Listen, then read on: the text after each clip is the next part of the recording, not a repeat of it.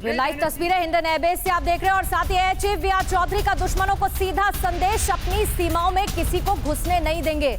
मौजूदा समय में चुनौतियां लगातार बढ़ती जा रही है और इसका जिक्र पहले भी वी.आर. चौधरी कर चुके हैं। ये भी कह चुके हैं कि हम अपनी सीमा की सुरक्षा करने के लिए पूरी तरह से तैयार हैं। दुश्मन अपनी ताकत कितनी भी बढ़ा ले, उसका कोई फर्क नहीं पड़ेगा। सीधा संदेश दिया है वी.आर. चौधरी ने। मौजूदा समय में चुनौतियां लगातार बढ़ती जा रही हैं और अपनी सीमाओं में हम किसी को घुसने नहीं देंगे। मेहमानों का खास पैनल भी हमारे साथ मौजूद है और लगातार लाइव तस्वीरें इंडियन एयरबेस से भी हम आपको दिखा रहे हैं। और बख्शी साहब, प्रफुल्ल बख्शी साहब, एक सवाल ये कि जाहिर बात है जब ऐसी तस्वीरें आती हैं, अदम्य साहस और अभिमान वाली ये तस्वीरें हैं, लेकिन इसी बीच में चुनौतियां बढ़ी हैं और भारत इस वक्त दो चुनौतियों से सामना कर रहा है। खास तौर से मैं एयरफोर्स की बात करूंगी। आने वाले वक्त में जिस तरह से हम अपना एयर डिफेंस सिस्टम मजबूत करने वाले हैं, वो दुश्मन को उसी की भाषा में जवाब देने के लिए काफ़ी है और उसकी झलक आज भी नजर आएगी। आप बिल्कुल ठीक कह रही हैं। जिस तरीके से भारत की चुनौती बढ़ रही है और जिस तरह भारत चुनौतियों का सामना कर रहा है, खासकर एयरफोर्स, इसलिए मैं बताता हूँ चुनौती की जब बात आती है, सबसे पहले लड़ाई में एयरफोर्स के ऊपर वजन पड़ता है। एयरफोर्स सबसे ज़्यादा पहले दुश्मन को जाके धाराशाही करती है, फिर फौजें आगे बढ़ती हैं। इसलिए एयरफोर्स का होना बहुत ज़रूरी है। जिस कंट्री ने एयरफोर्स को इग्नोर किया है उसकी हार हुई है। नेवी में अगर एयर आर्म नहीं रहा है तो नेवी की हार हुई है।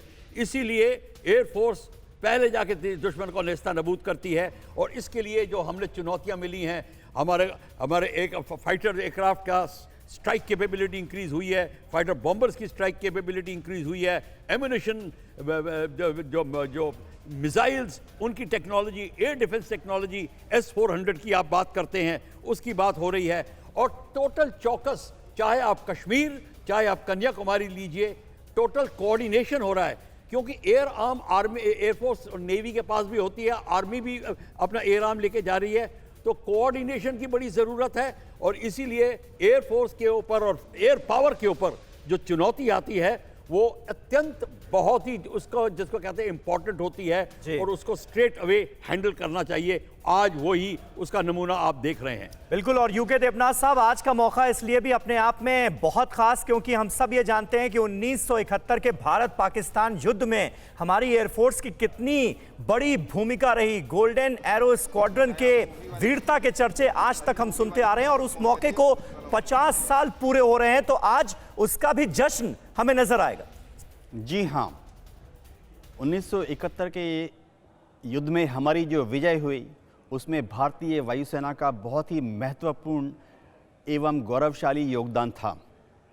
हमारी आर्मी, हमारी नेवी दुनिया की बेहतरीन आर्मी और नेवीज़ में से हैं।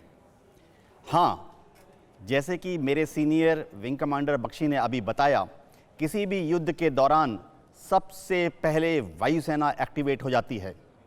देखिए, लॉजिस्टिक्स की वजह से आर्मी को डिप्लॉय होने में कुछ दिन लगते हैं, लॉजिस्टिक्स की वजह से नेवी को डिप्लॉय होने में कुछ घंटे लगते हैं, लेकिन कोई भी वायुसेना, हमारी वायुसेना कुछ ही मिनटों में शत्रु के ऊपर प्रहार करने के लिए तैयार हो जाती है।